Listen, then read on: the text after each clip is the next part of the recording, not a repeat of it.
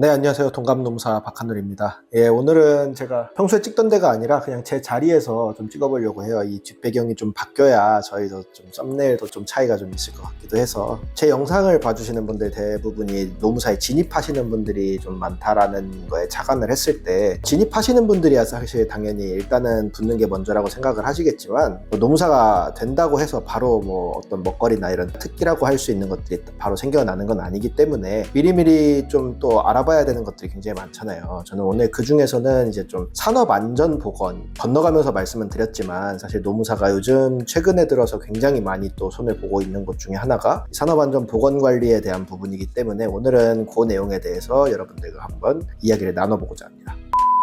얘기하기 전에 이제 저는 좀 대전제라고 할 만한 거를 하나 말씀을 드려야 될 것 같은데요. 노무사가 과연 안전보건 관리에서의 전문가가 맞느냐라는 그런 질문이 있을 수 있기 때문입니다. 전문가라고는 할 수 있다라고 당연히 생각을 합니다. 노무사가 만들어진 근거 법령이 되는 공인노무사법에서도 노무사가 다루게 되는 노동관계법령 내에 산업안전보건법은 물론이고, 최근에 이제 50인 미만 사업장으로 확대가 되면서 좀 더 화제가 되고 있는 중대재해처벌법 중에서, 전체는 아니고 중대시민재해와 중대산업재해로 나누는데, 중대산업재해 부분은 노무사의 관할로 남겨뒀기 때문입니다. 그렇기 때문에 법에서 인증하고 있는 자격이 있는 사람이기 때문에 노무사를 뭐 안전보건에 있어서의 전문가가 아니라고 얘기할 수 있는 건 아니라고 생각을 하고요. 근데 다만 이제 조금 좁혀서 생각을 하면은, 저는 실무 전문가로서는 노무사가 좀 한계가 있는 직업이라고 생각을 하게 됩니다. 왜냐면 이제 안전 업무의 특성 때문인데요. 안전 업무는 진짜 좀 극단적으로 얘기를 하면은, 아무리 잘 짜봐야 현장에서 망쳐버리면 진짜 끝장나는, 어떻게 보면 말초 조직에서 실행에 대한 부분이 굉장히 중요한 파트이기 때문이에요. 그래서 노무사는 저는 실무 전문가는 아니고 법률적인 전문가가 맞다고 생각하는 게, 이따가도 말씀드리겠지만 노무사가 짜준 이런 시스템 같은 것들을 어떻게 실행을 하느냐가 더 오히려 문제예요. 그래서 시스템이나 조직 같은 걸 아무리 잘 짜놔봐야 그 조직이 형식만 있고 실무에 있어서 아무것도 작용을 하지 못한다라고 하면은, 그거는 안전관리로서는 진짜 꽝이거든요. 그래서 노무사는 안전보건에 있어서의 법률적인 전문가라고 할 수는 있지만, 그럼에도 불구하고 실무 전문가냐라고 해서 좁혀서 말했을 때는 아니다 라고 어떻게 보면 좀 잘라서 얘기하는 경우가 될 수 있습니다. 물론 그런 이제 한계를 극복하기 위해서 자격증을 따시는 분도 있고, 아니면 실제로 이제 일을 하고 이러시는 분들도 계시긴 하지만, 저는 어디까지나 지금 이제 수험생분들께서 보시는 일반적인 제너럴한 노무사의 입장에서는 안전보건 관리에 있어서는 그래서 어느 정도는 좀 반쪽짜리 전문가가 될 수밖에 없다. 그렇기 때문에 좀 더 우리가 알아봐야 되는 부분들이 있다라는 말씀을 드리게 됩니다. 변호사가 제너럴리스트라고 하면은 뭐 세무사, 노무사 이런 사람들이 스페셜리스트라고 저희가 규정을 하잖아요. 근데 또 산업안전 분야에 있어서는 어떻게 보면은 노무사가 제너럴리스트고, 그 외에 이따 말씀드릴 이런 직업들이 훨씬 스페셜리스트로서 기능을 할 수 있지 않나라는 생각도 듭니다.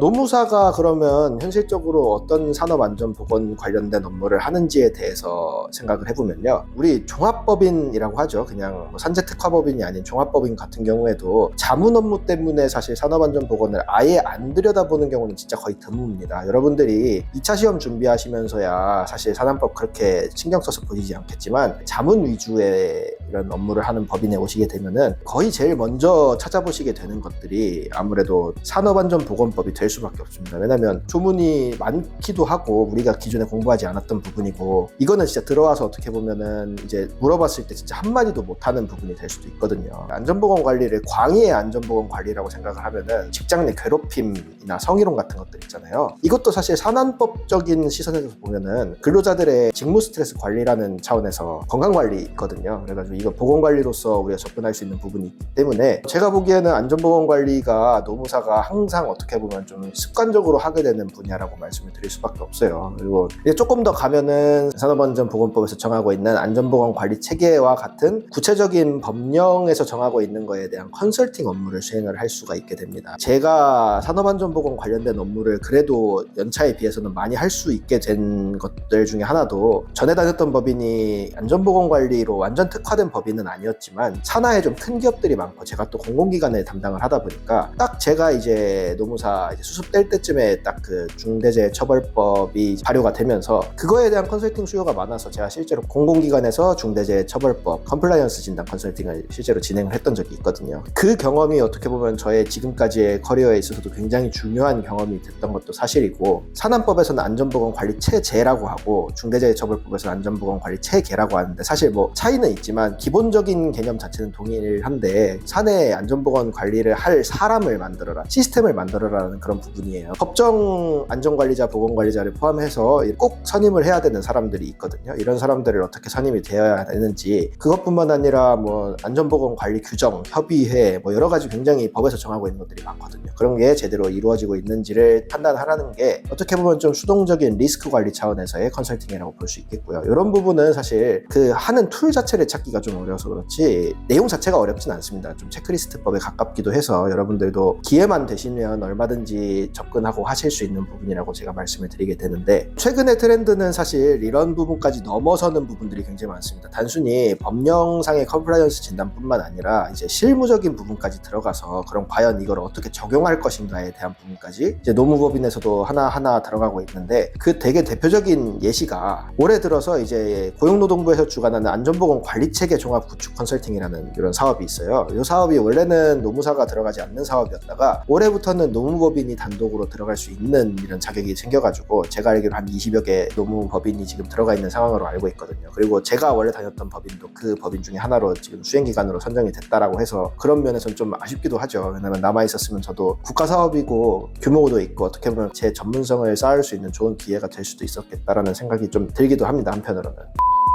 여기서 외연을 좀 더 확장을 하게 되면은 말 그대로 진짜 실행 자체를 어떻게 보면은 같이 해줄 수 있는 진짜 전문성을 가진 노무법인들이 등장을 하게 되는데, 그 등장하게 되는 배경에서 우리가 알아봐야 되는 것 중에 하나가 이제 산재 특화법인이라고 할 수 있겠습니다. 일단 산재랑 산하는 확실히 다른 영역입니다. 우리 산재라고 하면은 말 그대로 이미 재해가 일어나서 그거에 대한 보상을 어떻게 하느냐에 대한 후행적인 문제라고 말씀을 드리게 되는데, 우리가 말하는 안전보건 관리는 선행적인 거거든요. 예방적인 활동으로 어떻게 하면 재해 자체가 발생하지 않게 할 수 있느냐에 대한 문제를 분명히 가져가는 부분인데, 그렇다고 해서 이제 종합법인들보다 산재특화법인을 먼저 얘기를 할 수밖에 없는 이유는 종합법인들은 정말 여러 가지 업무를 제너럴하게 하는 반면에 산재법인에서는 아무래도 애초에 이미 산업재해와 관련된 내용들을 다루다 보면은 기본적으로 산안법에 대한 부분도 훨씬 더 많이 전문적으로 알 수밖에 없다라는 말씀을 드리게 됩니다. 그 전문성을 가져가기도 편할 뿐더러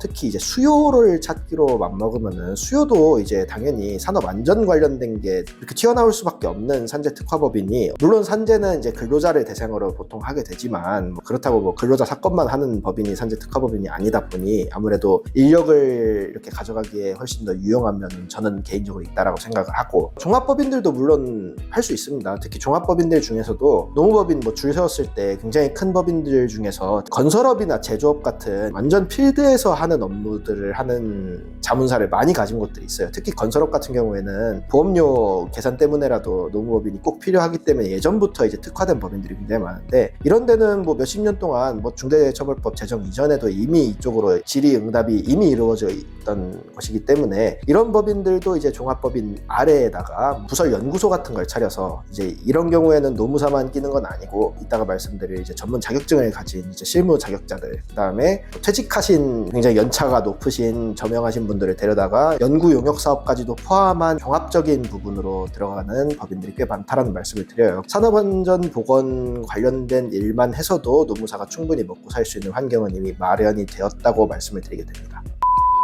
맨 처음 말씀드렸듯이 노무사 자격증 하나만 가지고서는 산업안전보건 분야에 있어서 완벽하게 전문가라고 얘기를 할 수는 없습니다. 저희가 특히 2차 시험 때 여러분들 산안법 진짜 공부 안 하시잖아요. 저도 그랬고, 들어왔을 때 노무사 자격증만 가지고 있는 사람들이 뭐 다른 전직이 있지 않는 이상은 산업안전보건에 있어서 기본적인 자문조차 하지 못하는 경우들이 굉장히 많다라는 생각을 해요. 저도 이제 지금도 자문을 하고 있는 이제 물류업 관련된 큰 회사에서 이런 문제들이 자꾸 일어나다 보니 보니까, 그리고 아까 말씀드렸듯이 공공기관 그 중대재해처벌법 컨설팅을 하면서 정말 저도 뭐 한 1, 2년 정도는 산업안전보건 관련된 자료만 펴놓고 살았다고 해도 과언이 아닌 사람이에요. 제가 뭐 엄청나게 스페셜리티가 있는 사람이라고 생각은 하진 않습니다만, 그러다 보니 이제 저를 포함한 대부분의 이제 저연차, 특히 젊은 노무사들이 많이 생각을 하고 있는 것 중에 하나가 자격증을 따야겠다 라는 부분입니다. 그래서 자격증의 종류 중에서도 특히 맨 처음 생각할 수밖에 없는 거는 산업안전지도사 내지는 산업보건지도사라는 뭐 이쪽 업계에서 끝판왕인 자격증들에 대한 관심도가 높아질 수밖에 없습니다. 실제로 제가 29기인데 29기 노무사들 중에서 산업안전지도사 쪽 아예 신경 안 썼던 사람은 아무도 없을 거예요. 이 자격증은 진짜로 귀한 자격증입니다. 어떻게 보면은 노무사보다도 훨씬 더 많은 투입을 해야 되는 그런 자격증이라고 말씀을 드릴 수 있고, 그만큼 이 자격증만 가지고 있다,